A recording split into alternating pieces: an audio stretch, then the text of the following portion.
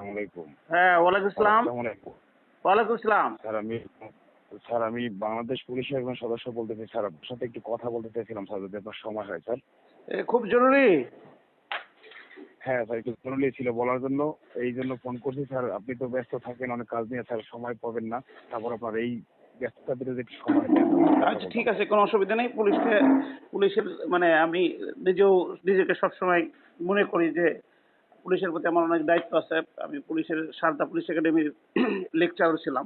যাই হোক, বলেন বলেন, আপনারা তো জি স্যার, সারাদিন এই মাসে ডিউটি এই পালন করেন। বিশ্বাসে একটু আপনার কাছে ফোন দেওয়া স্যার। জি জি, ধন্যবাদ। জি স্যার স্যার স্যার আমাদের বাংলাদেশ তো এখন অনেকটা স্বাধীন স্যার।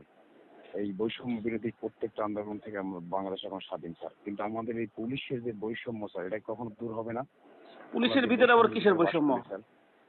পুলিশ দিকে তো সবাই স্যার ভয় পায়। পুলিশের ভিতরে বৈষম্য স্যার, আমাদের ভয় পায় স্যার, ঠিক আছে, সেটা তো আমাদের সিনিয়র অফিসারের কমান্ড অনুযায়ী, কিন্তু আমরা যে কতটা এই ডিপার্টমেন্টের বিসিএস অফিসার দ্বারা নির্যাতিত, সেটা তো শুধুমাত্র আমরাই জানি স্যার। না, বিসিএস অফিসার তারা নির্বাচন, তারা তো এসপি তারা তো কন্ট্রোল করে। আপনি কি সাব ইন্সপেক্টর? না স্যার, আমি পুলিশ কনস্টেবল। ও, পুলিশ আপনাদের তো খালি বিসিএস কর্মকর্তারা আপনাদেরকে নিষ্পেষিত করবে কেন? সাব ইন্সপেক্টর, ওসি সাহেবরাও তো আপনাদের সাথে মিসবিহেভ করে। আপনাদের পুলিশের গেটের সামনে দাঁড়িয়ে থাকেন, যত আপনাদের সাথে করে। বলেন তো দেখি, আপনাদের কনস্টেবলদের সাথে কি কি ব্যবহার করে, এটা আমারও জানা দরকার। আমি খুব একটা বেশি জানি না। বলেন তো দেখি, আপনাদের সাথে কি বৈষম্য করে? স্যার বৈষম্যটার শুরুটা এখান থেকে হয়, যেমন স্যার আমরা পুলিশ ডিপার্টমেন্টে নিয়োগতে আসার পরে স্যার আমরা তো জানি যে আমরা বাংলাদেশের সেবায় কিছুটা কাজ করবো, কিন্তু আসার পরে স্যার আমরা দেখলাম যে আমাদের বিসিএস অফিসার যারা থাকে, তার বাসায় স্যার দেখা গেছে একজন পুলিশ সুপার যদি থাকে, তার বাসায় আমার মতো স্যার 15 থেকে 20 জন লোক দায়িত্বে থাকবে শুধু তার বাসা প্রোটেকশনের জন্য। মানে কি এর বলছেন? ভিতরে থাকবে 15 স্যার জন, তার 15 থেকে 20 জন পুলিশ অফিস, একটা পুলিশ সুপারের বাসায় কি কি কাজ করে আপনাদের দিয়ে? তার স্যার কাজ করায় বলতে, তার যদি একটা ছেলে মেয়ে থাকে স্যার, ছেলে মেয়েটাকে স্যার স্কুলে পৌঁছাতে হবে, আনতে হবে, তাকে বাজার করে দিতে হবে। তার যদি ড্রেস থাকে সেটা কিন্তু স্যার তাকে ধুয়ে তাকে পরানোর মতো ব্যবস্থা আমাদের করে দিতে হবে। অন্যথায় স্যার তার বাসায় এই যে সে বিসিএস অফিসার, এই অনুযায়ী তার সেন্ট্রি পোস্ট স্যার, সেখানে আমাদের দায়িত্বরত অবস্থা থাকতে হবে যে বহিঃ কোনো আক্রমণ হয় কিনা। সেখানে স্যার আমাদের 8 জন থাকে পুলিশ কনস্টেবল, সেখানে আমাদের দেখাশোনার জন্য ইনচার্জ থাকে। সে এএসআই পদমর্যাদা হতে পারে অথবা এসআই সশস্ত্র পদমর্যাদার হতে পারে স্যার। এটা তো এটা বাংলাদেশের শুধুমাত্র প্রাইম স্যার পুলিশ মিনিস্টারের তো মনে সুপারের। হয় না যে এইরকম কোনো দেয়। আর পুলিশ এসপিদের তো প্রত্যেকটা জেলায় যে সুন্দর বাসভবন, তারপরে যেসব সিকিউরিটি এলাকায় থাকে, ওদের তো তাদের সাথে কিছু করার কথা না। সে ভিআইপি জোনে থাকে স্যার, ভিআইপি জোনে ভিআইপি মানে থাকার মোস্ট পরে স্যার ভিআইপি এতটা অ্যান্ড সিকিউর শিক্ষিত। জোন, সেখানে তো এই মানে গরু ছাগলও যাওয়ার সুযোগ নাই। প্রত্যেকটা জেলায় তো দেখি সবচেয়ে ভিআইপি হ্যাঁ বাসা ডিসি সাহেবের আর এসপি সাহেবদের।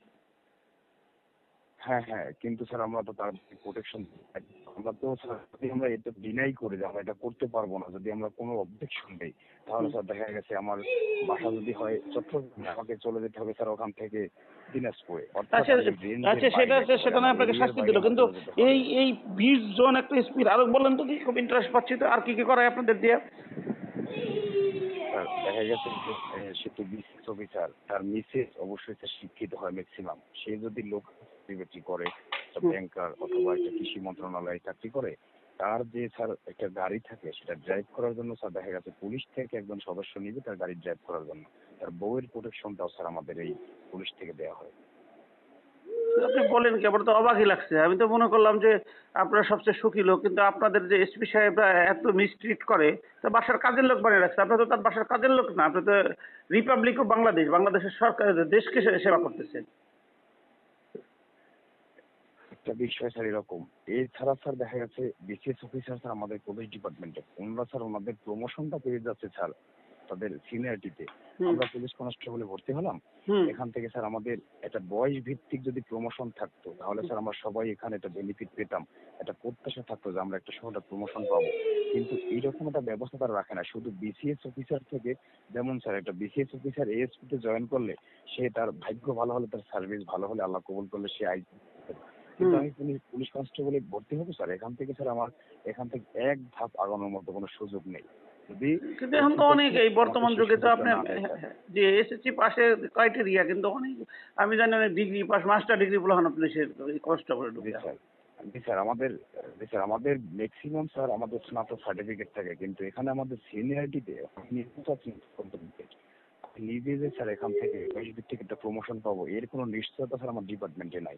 এরপরে স্যার দেখা গেছে আমাদের একটা মিশন থাকে স্যার দেশের বাইরে, সেখানে যদি আমাদের মিশনে দেশের বাইরে থেকে আমাদের ধারণা অনুযায়ী স্যার ওখান থেকে সমানভাবে একটা বেনিফিট আমাদের প্রত্যেকের জন্য দেয়, কিন্তু এখানে এই দেশে আসার পরে আমাদের বিসিএস অফিসাররা তাদের র্যাঙ্ক অনুযায়ী স্যার ভাগ করবে।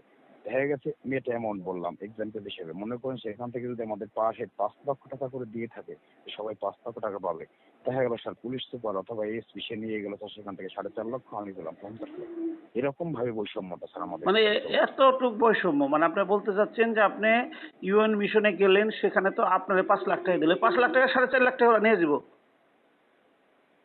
হ্যাঁ এক্সাম্পল, এখন পরিমাণটা এর থেকে যতই বেশি হোক না কেন স্যার বৈষম্যটা আমাদের এইরকম হবে স্যার। তাহলে তো আপনাদের সকলের এই বৈষম্য বিরোধী ছাত্র আন্দোলনে জয়েন করা উচিত, কারণ ওদের কিন্তু একটা কথা খুব ভালো লাগছে যে এই বৈষম্য বিরোধী ছাত্র আন্দোলন বৈষম্যের বিরুদ্ধে। বাংলাদেশে এই পুলিশে যে এত বৈষম্য এটা তো জানতাম না। এটা তো স্যার আমাদের দেখা গেছে এই ডিপার্টমেন্টের ভিতরে। এরপরে স্যার আমাদের আমাদের পুলিশ ব্যাংক হলো স্যার কমিউনিটি ব্যাংক, সেখানে আমাদের প্রত্যেক পুলিশ সদস্য 32,000 টাকা করে আমরা জমা করলাম স্যার এই ব্যাংক পরিচালনার জন্য, উদ্বোধনের জন্য স্যার, আইজি থেকে কনস্টেবল পর্যন্ত স্যার। কিন্তু এখানে স্যার আমি স্যার সেই সমান সুবিধা পেলাম না। আমাদেরকে বলা হলো যে 3 বছর পরে সেই ব্যাংকের লভ্যাংশ প্রত্যেকটা সদস্য পাবে, কিন্তু স্যার আমি সেই লভ্যাংশের এখন পর্যন্ত একটা টাকা আমার এই চামড়ার চোখে দেখলাম না যে আসলে এই লভ্যাংশ আমি পাবো কি পাবো না, না আমার নেই যে টাকাটা আমি জমা দিয়েছি সেটা কি আমার আছে না নাই, এই ডকুমেন্ট আমার কর্তৃপক্ষ কখনো আমাকে দেখায় না।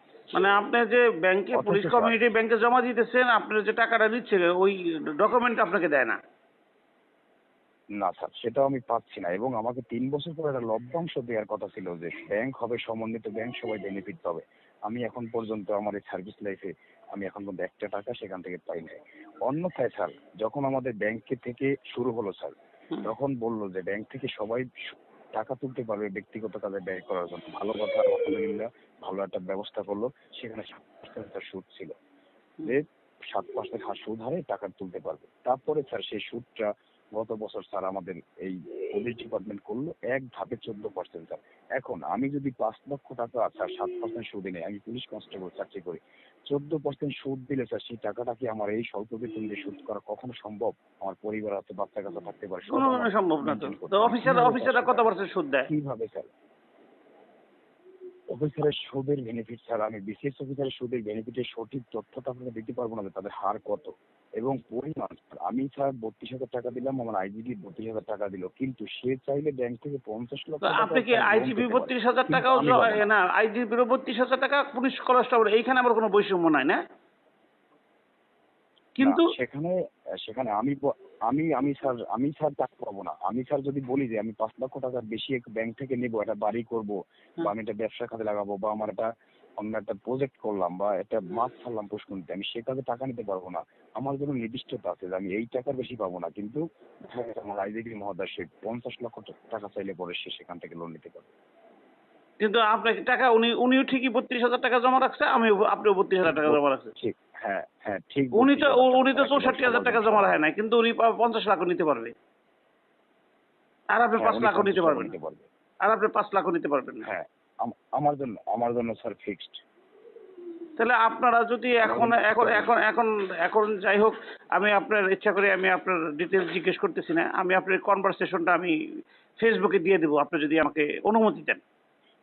অবশ্যই স্যার, আমার কোনো সমস্যা নাই, কারণ আপনি এখানে কোনো না না, আপনাদের প্রতিবাদ করতে হবে, প্রতিবাদ করতে হবে, বৈষম্যের বিরুদ্ধে কথা বলতে হবে। হ্যাঁ, নয়তো হবে না। আমি নিজে একজন পেশা স্যার, আমি স্যার পেশায় একজন পুলিশ কর্মচারী হতে পারি, কিন্তু স্যার আমি ছাত্র। আমি গত বছর স্যার আমার স্নাতক কমপ্লিট করছি। আমি স্যার ছাত্রদের এই তারুণ্যের যে এই একটা আমাদের এই উচ্ছ্বাস আমি দেখছি স্যার আমার চোখে।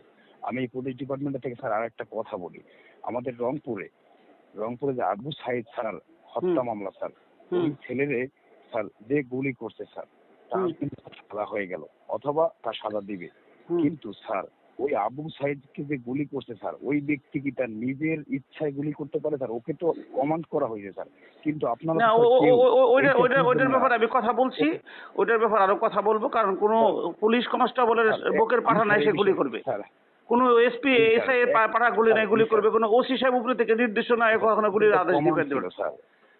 হুম, এটা স্যার কমান্ড ছিল অবশ্যই, যে কে কমান্ড করলো তাকে কোনো যাচাই বাছাই করলো না, যে গুলি করছে সে তো চাকরি পাইছে স্যার, হুম, সে তো বাধ্য, কিন্তু যে কমান্ড করলো তাকে কোনো দোষ ত্রুটি ছিল না আমার ডিপার্টমেন্টে স্যার। হুম, হুম, সেটা নিয়ে আমি কথা একটা বলতেছি, গুলি আমি বের সোচ্চার হইতে সেটা। স্যার আমার, স্যার আমাদের আমাদের বন্দুক থেকে একটা গুলি বের হইতে আমরা বাধ্য স্যার, যখন বাধ্য হয়ে যাই তখন এই কাজটা করতে হয়, আমার হুম, চাকরি করতে হয়। দেখা গেছে স্যার আমি এই চাকরি ছেড়ে যদি চলে যাই, আমার এলাকার মানুষ বলবে আমি চুরি করে আসছি ডিপার্টমেন্ট থেকে, আমার চাকরি কেন গেল, আমার চাকরি বাঁচাতে, কিন্তু আমার হাই কমান্ড যেটা বলে তার কোনো বিচারের ব্যবস্থা স্যার কখনোই বাংলাদেশ হবে না স্যার। আমি স্যার আমার চোখে দেখছি, আমি আমি মুক্তিযুদ্ধ দেখি নাই স্যার, আমি দেখছি স্যার আমাদের 2024 তারুণ্যের বিপ্লব স্যার, আমার ছাত্র আন্দোলন হুম, আমি নিজের চোখে দেখছি স্যার। হুম, আমি চাই, আমার কাছে কোনো সুযোগ নাই এই ছাত্র আন্দোলনে সবার সাথে কথা বলার মতো স্যার, তো হুম। সুযোগ থাকলে আপনি তাদেরকে বলেন আমাদের এই বৈষম্য স্যার দূর করেন। আমরা স্যার একেবারে আমাদের শেষ পর্যায়ে পৌঁছে দেয়ালে পিঠ থেকে গেছে স্যার আমাদের। আচ্ছা, আমাদের স্যার আপনাদের এই যদি যেইটা দেওয়ালে ফিট জায়গা থাকে খেলার আমি এই আপনাদের বলি, আপনাদের ব্যাপারে আমি আন্দোলনে কালকা থেকে ইনশাল্লাহ নামবো। আমি প্রত্যেকদিন 2টা করে লাইভ করব এবং কি আমি আপনাদের গাইড করব, আপনারা আমাকে গাইড করাবেন। যেহেতু আপনারা অনেকে পুড়িয়ে মারছে, রাস্তায় ঝুলিয়ে রাখছে এবং তাদের লাশের এখন পর্যন্ত শনাক্তকরণ হয় নাই। আর হলো যে আপনারা দিনরাত 24 ঘন্টা সার্ভিস করে দিয়ে রাখেন। আমি ওইটার এখন ইনশাল্লাহ এখন আপনাদের একটা পর্যন্ত না সমাধানের স্যার, মধ্যে চেষ্টা করব। আমার যেহেতু এত রাত্রে আপনি এই 1টার এখন সময় ফোন পর্যন্ত দিচ্ছেন। আমি জানি না, এখন পর্যন্ত এখন পর্যন্ত আমি জানি না যে আমার সহকর্মী কজন ভাই কজন বোন এই এই এই এই যে ট্রাজেডি স্যার, এটা তো আমাদের, যদি বাংলাদেশের জনগণের যে হয়ে থাকে যে মুক্তিযুদ্ধের ইতিহাস, এটা যে আচ্ছা, যে আপনার রচনা সাথে করছে, আমি মনে করি এটা আমার আবার দেশের কথা পুলিশ বলবো, যেহেতু ট্রাজেডি স্যার। আপনার অনুমতি দিচ্ছি, এটা দিব, বেশি লম্বা হলে আমি এটা যাবে না ফেসবুকে। অবশ্যই, দিদি, অবশ্যই জি স্যার, অবশ্যই আপনার সাথে আবার পরবর্তীতে কথা বলবো। ঠিক আছে, ভালো থাকেন আপনি। অবশ্যই ওকে, ওকে, ওকে, ধন্যবাদ। আসসালামু আলাইকুম। Thank you, thank you.